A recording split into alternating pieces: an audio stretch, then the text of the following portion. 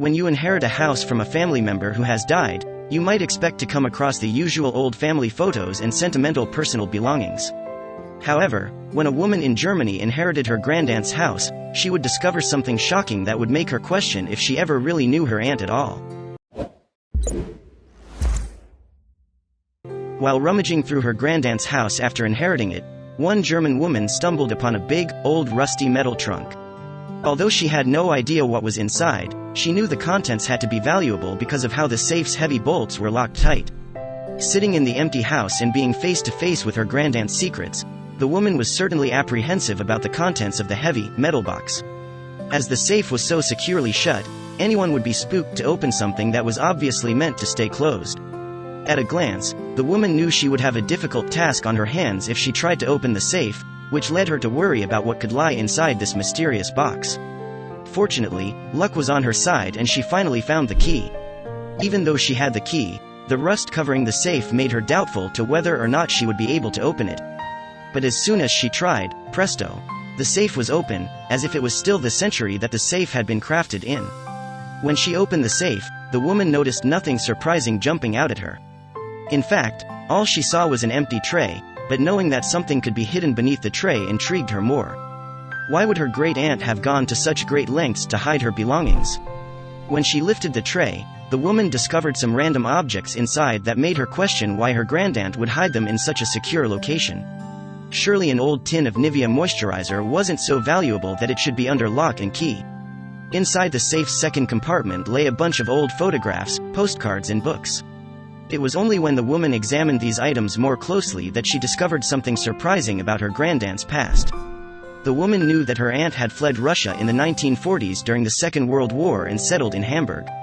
However, her life in Germany during this time may have been controversial if she felt the need to hide these belongings from her family for years.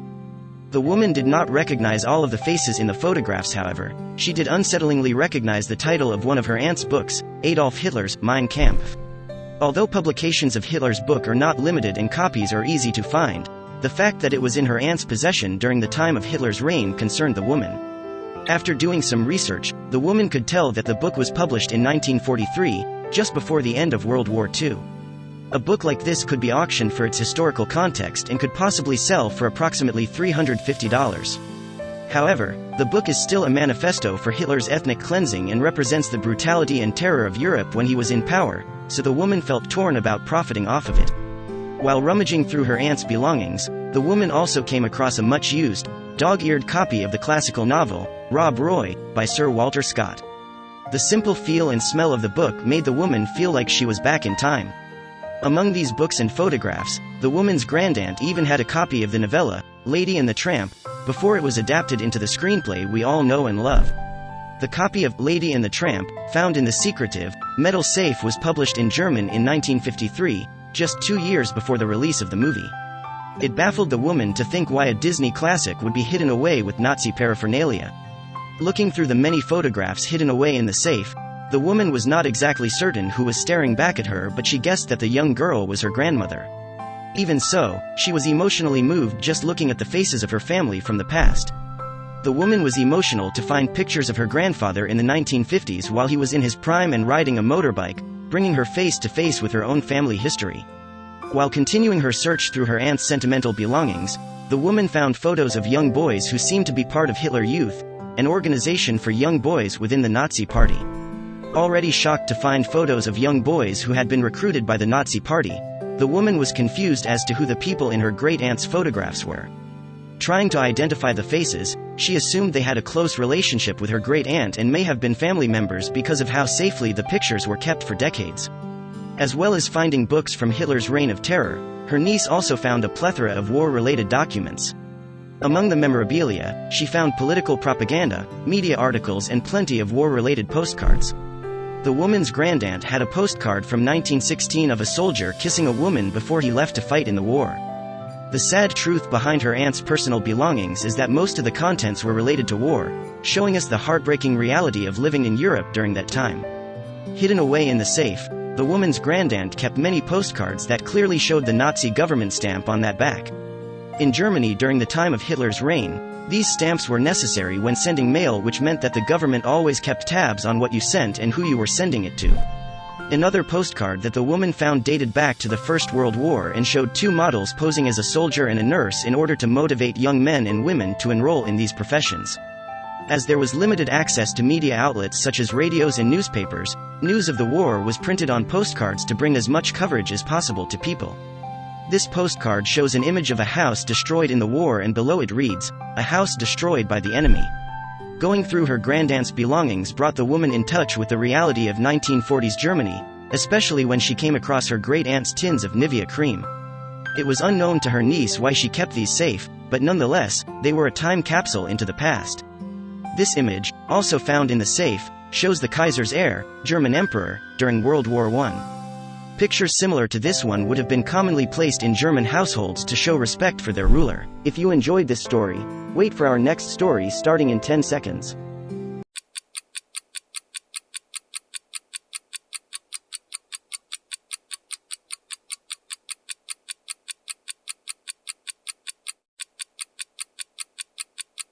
Viewers are stunned when a TV reporter removes makeup and makes a confession. As a viewer, the people we see on TV look perfect. They have flawless skin, a smile that could light up a room, and charisma even the grumpiest person can't help but fall for. Lee Thomas, a TV reporter, was hiding a huge secret for many years until he finally decided to come clean.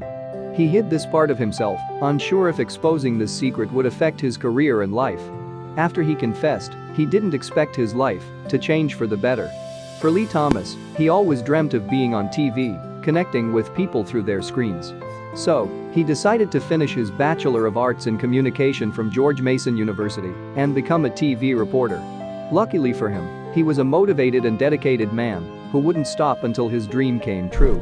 Shortly after his degree, he found a job in the city of his dreams, New York. It wasn't long until he uprooted himself and headed to the Big Apple. What he didn't know is life had other plans for him. He moved to New York City and started his career as an entertainment reporter for Channel 1 News. His moment had come, and he was enjoying every second of it.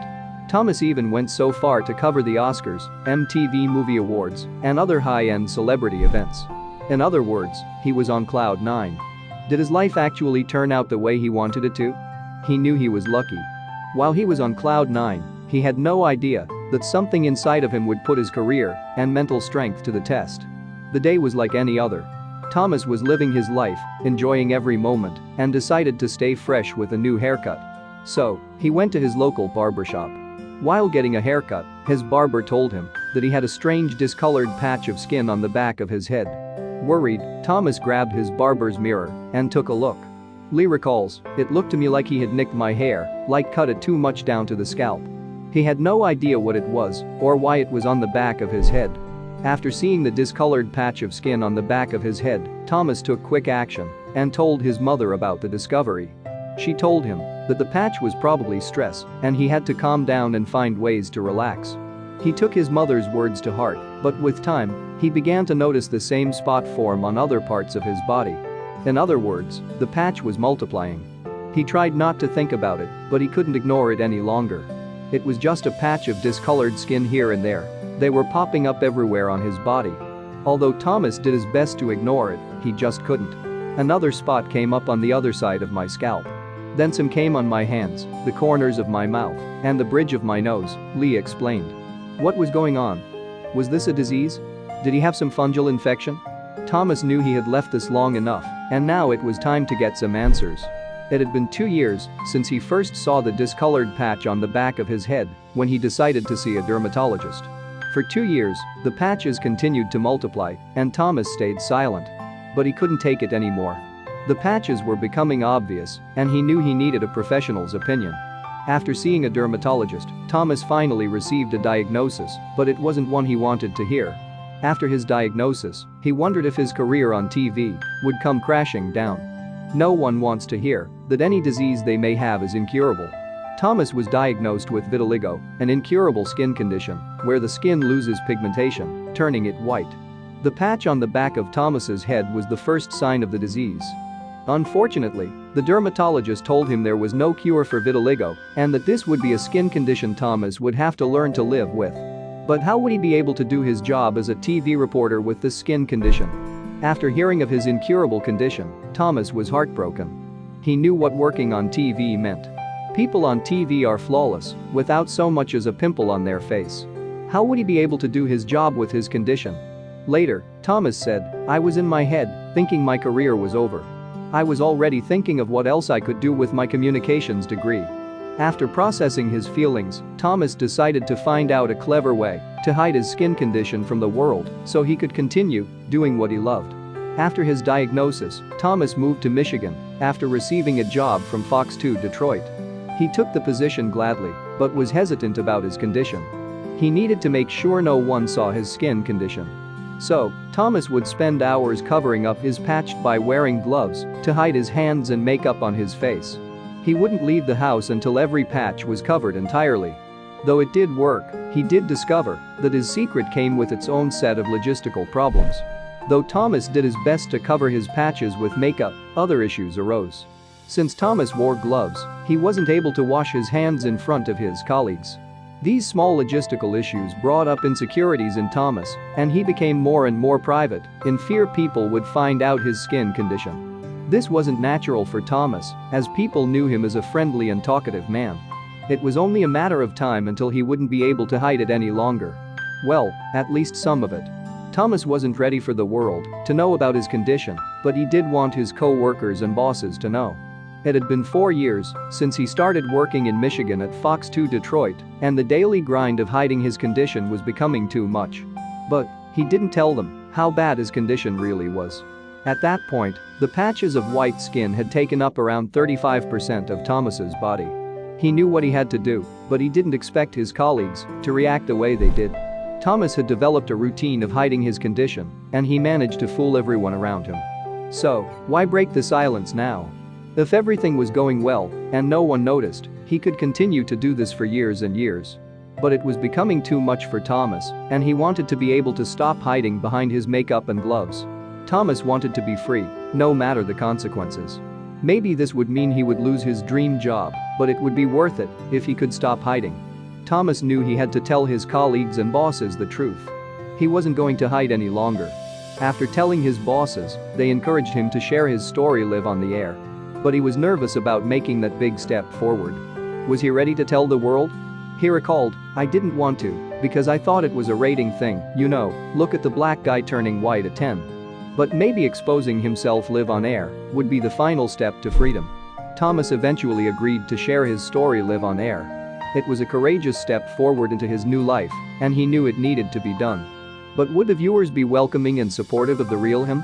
Well, after he took off his gloves, viewers who also had vitiligo also began to call the station. He wasn't the only one with this condition. By noticing this, he knew he would be able to make a difference and help others in his community. Viewers asked the station if he would be able to talk about his condition on TV. After 10 years of being diagnosed with vitiligo, Thomas finally decided to share his story on live TV. It was a huge step forward for the TV reporter who spent years trying to keep his condition out of sight.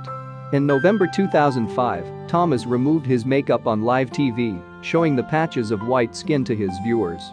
While removing his makeup, he talked about his condition and how it's affected his life. But it was his viewers' response to his story that really surprised him. He wasn't sure how people would react to seeing him without any makeup, but their reaction was priceless. Thomas received an endless number of letters and emails from people expressing their support for Thomas and their struggles with the condition. Through his brave action, people who had the same condition didn't feel so alone in the world. Finally, they saw someone like themselves on TV for the first time. This was the first step into change and acceptance for people with vitiligo. Thomas didn't expect to receive the number of support people gave him, and he was overwhelmed by it. "I've gotten letters from all over the world from people struggling with this disease, and I've done something good if I can help them," he said. Whatever fears he had of losing his job or being seen as less went out the window the moment he showed his true self. If anything, he became a fan favorite and people wanted to see more of him. But things weren't over yet. After he took off his makeup, you would think he would continue to tell the news makeup free. Instead, Thomas wore makeup while being on air. But why? He received such a warm response from his community. It doesn't make sense. Was he uncomfortable seeing himself on camera without makeup? Did those insecurities he was dealing with come back? Actually, the real reason he chose not to wear makeup is none of those reasons at all. He chose to wear makeup for a completely different reason. Thomas was comfortable with who he was and his skin condition. After showing his condition on air, he felt this new level of confidence he didn't have before. But even with his condition, his job as a reporter was more important to him than anything. As a reporter, he had a limited amount of time with his subjects and felt that his skin condition would take away from the interview itself. So, being a professional, until today, he continues to wear makeup while on air. Lee told the Daily Mail Online, "I've been in interviews where the person I'm talking to notices my hands or my makeup, and they take up some of my time to talk about me. In celebrity interviews, you only have about 5 to 10 minutes anyway, and I don't want to spend 3 of those minutes talking about me." But when the camera turns off, Thomas lives a makeup life. He no longer uses his makeup as a way to mask his insecurities. Now, he can walk around feeling like the person he always wanted to be. After he removed his makeup on air, he decided to continue to use his platform to spread awareness about his skin condition and educate his viewers. On one special day, June 25th, World Vitiligo Day, he appears on air without any makeup on. Thomas heard horrifying stories of people with the same condition refusing to leave their homes out of shame and fear, so Thomas decided to help those people with the same condition and show them that they too can live a normal life. "There are lots suffering in silence, and I hope to be their voice," he said. And that's what he continues to do. Thomas, himself, is an amazing example of someone who decided to no longer hide behind their condition. Instead, he decided to embrace it and take the positive things that vitiligo has given him to spread the message of the condition and practice kindness. Why hide behind your condition when you can accept and embrace it to live your best life? Since he showed his condition on air, Thomas had changed as a person. He can be his authentic self without having to hide behind makeup or gloves. "Today, I feel like this disease has made me the man that I always wanted to be," Lee shared. After he showed his true self, his life went down a more positive path. "I am honorable, respectful, a good citizen, a good father, a good brother. I am more compassionate and have more empathy than I ever thought I could have."